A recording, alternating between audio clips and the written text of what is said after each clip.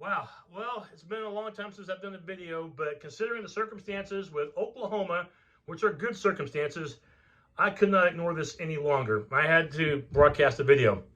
I'm happy. The Sooners are heading to the SEC along with Texas. Man, the Sooners going to the SEC. I must be dreaming. I mean, this all must just be an unbelievable dream, but it's a happy one. The SEC, just a few days ago, 14-0, all 14 of its schools saying to Texas and Oklahoma, come on down. You'll be the next contestants of SEC college football. Well, you know the best part about this for Oklahoma?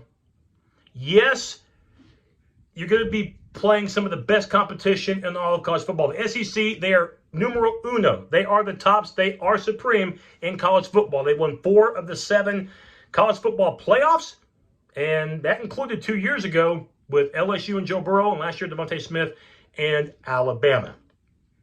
So, yeah, you're going to get to play these schools from time to time. You'll get to play Missouri and Arkansas every year. You know, the Red River Shootout still take place in Dallas. That's a yearly thing. And from time to time, you'll play, the 12th man, Texas A&M.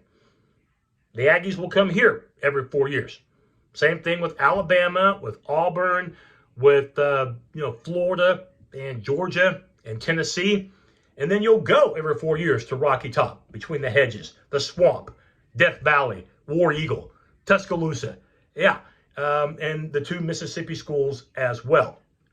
So this conference, the SEC, which is already, like I said, the best conference in college football, well, by adding Texas and Oklahoma, you just injected this conference with anabolic steroids. You made it even stronger. And I cannot wait for it to start. You hear about the start date for the SEC with Oklahoma and Texas, which will make it 16 teams, by the way, the first super conference that we'll see in major college football. You hear about the start date being mid-2025. I would be shocked if that happens. I think Oklahoma and Texas will speed this up. They'll negotiate their way to where they can play possibly in 2022, no later than 2023, in my opinion. But I keep thinking it's going to happen as early as not this season, but next season as well.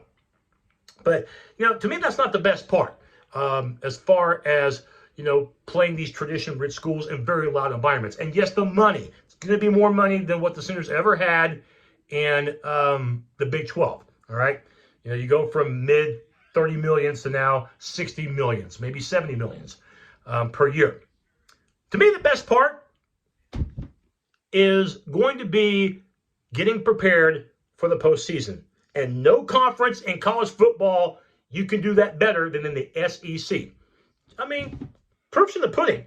All you got to do, everybody, is look at the Oklahoma Sooners and how, despite how well they've done, okay, since the college football playoff, they made it 4 out of 7 years, okay? Lincoln Riley's done a heck of a job, with all these Big 12 championships, 6 in a row and counting, 2 Heisman Trophy winners, and a Heisman runner-up, okay? And that's just during the Lincoln Riley era, okay? Yes, they've made the college football playoffs, 4 times, okay, in this stretch from the mid-2010s up to now. But the reality is they have not done very well in the playoff. In fact, they're 0 for 4. They're a goose egg out of 4 attempts, and 3 of those games weren't even close. Yes, in 2015, the Sooners led Clemson at halftime in the Orange Bowl. But we know how that game turned out in the second half. Clemson won easily. We know in 2018, even though the Sooners, being down 28-0, made the game respectable, I never thought in that game, which Alabama won by 11, I never thought Bama was in danger of losing the game.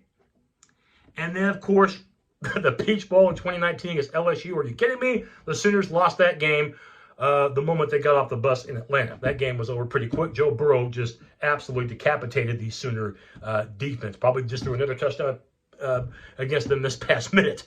The Georgia game was the only one of the 4 playoff games where the Sooners, not only had a legitimate shot at winning, but should have won, but couldn't hold on in double OT against the Dogs. 4 playoff appearances for the Sooners, 4 playoff losses, 3 of them coming to SEC schools. The Sooners and Longhorns would have never have made this move to the SEC. They would have never made this move if you told them, hey, there's only going to be 4 college football teams that make the playoffs when you arrive, okay? like 2025, for example. Let's say it starts then. But when 2025 arrives, if you had told the Sooners and Longhorns, hey, there's not going to be more than 4 teams, I don't think the 2 teams make that move, okay? But both teams know that it's going to be 12 teams. That's inevitable. It's not official, but to me, it's academic. 12 teams will make the playoffs. The SEC is, in my opinion, going to get at least 5 teams. It's that powerful of a conference. You know, they're going to get 5, possibly 6. And here's what I'm trying to get at. The only way you get better is when you play competition that's better than you. And all those years that the Sooners were kicking Big 12 butt, winning conference championships, and in 4 of those seasons making it to the college football playoffs, usually it was like deer in the headlights once they got to the big stage and not able to pull through, and usually not even close. Playing in the Big 12 does not prepare you for the college football playoff. Playing in the SEC will. Even if the Sooners go 10-2, you know, the first year of the 12-team playoff, they still stand a pretty good chance of making it to the playoff. And I'd say the same thing if it were A&M, or if it were Texas, or if it were Alabama, or if it were LSU. If they went 10-2, I would say they would have a good shot at making it to the college football playoff as well. The SEC is that tough. It's that respected. And like I said, no conference has been better in the college football playoff than the SEC. So even if you lose 2 games, you might even be able to go 9-3 and have, a shot at getting to the college football playoff. And by playing the best teams, in order to, be the man, you got to beat the man. Once you get to that college football playoff, I don't think, you're going to have, I'm not saying that OU will win it the first year they get there, but at least they would have had a taste of what the best competition was like in preparation to getting to the playoff, which means that their chances of winning a college football playoff game improve that much. Again, you're playing the best competition in the land. To me, that's the best part, because I think just like Texas, the Oklahoma Sooners are thinking real big and know that staying in the Big 12 any longer than necessary is actually killing them when it comes to trying to get to that next level. We've seen them get to the playoffs, and believe me, I'm proud of what Lincoln Riley's done and what Bob Stoops did prior to him, but you got to be prepared for the big stage, and the Big 12 does not do that. The SEC does, and does it better than anybody. Finally, you might be thinking to yourself, what's going to happen to the rest of the Big 12? Is it going to exist? They're just going to add some mid-majors, or will it dismantle and become the American Athletic Conference merged, or will some of their teams, not go to the AAC? What if Kansas and Iowa State go to the Big Ten? What if West Virginia stays on the East Coast and plays in the ACC and plays their rivals like Pittsburgh and Virginia Tech? Or will Oklahoma State go to the Pac-12? I would think that would be the best case scenario for them. Okay, and I know that they're pissed. Their university president had a lot of interesting things to say, pretty much slamming Oklahoma. And to me, I could give a damn about that. The Sooners and Longhorns did what was best for themselves. You might be thinking, well, when did you become a Texas fan? I'm not. I mean, on the field, they're rivals, but off the field, they worked together on this and made it a reality. They were looking after themselves and did not want to get left behind, because college football, everybody, it's heading toward the direction of super conferences. It's that plain and simple. It's like the movie Moneyball. Adapt or die. You continue to do what you do, you will continue to get what you get. It's time to change. It's time to adapt. It's time to start thinking big. With all due respect to Oklahoma State, nowhere, and I mean nowhere, is it a law that these 2 schools had to come together to go to the SEC. SEC didn't want Oklahoma State. They wanted Oklahoma and Texas.